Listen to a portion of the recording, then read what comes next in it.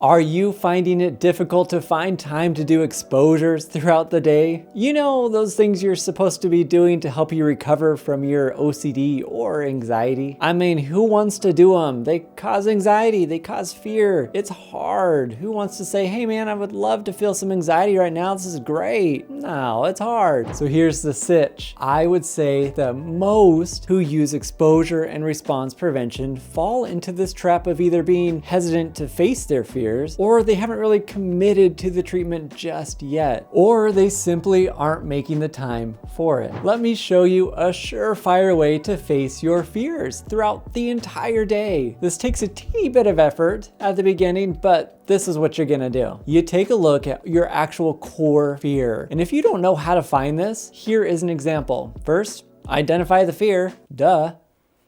Nate, I'm afraid of doing something inappropriate. You may ask yourself this: if my fear were to happen, what would that mean?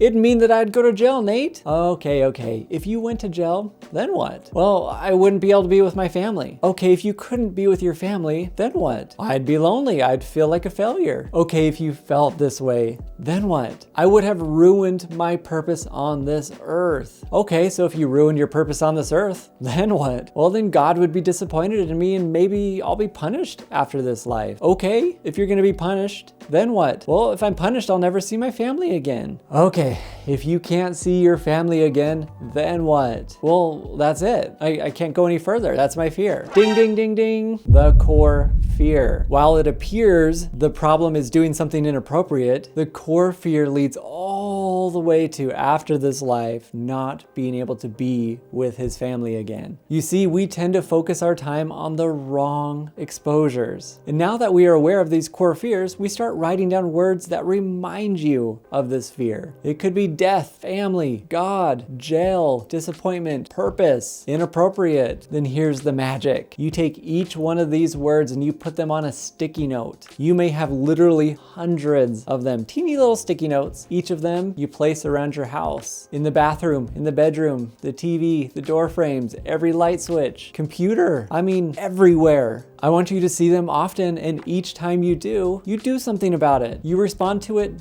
differently. You could give it a smile. You could give it a high five. You could even give it a kiss. Weird, right? You might say, maybe. You say, I hope that happens. Sure, the future is unknown. You may tap it and say that word out loud every time you pass by it. You want this thing infiltrating your life to the point where you are so bored of it. Because guess what? The more you do it, you'll get bored of it. Maybe then you'll add pictures and you'll use the same concept. Pictures are everywhere of these triggering things. Could be a jail cell, family, picture of God, the afterlife, whatever the fear is. It's amazing how quickly we change our reaction to something when it no longer matters. And it doesn't matter because we don't know the future. I think of my kids. They're so excited to buy a certain toy. They're talking about it. They want it so badly. We finally get it and they play with it for a few days and then it's probably never touched again.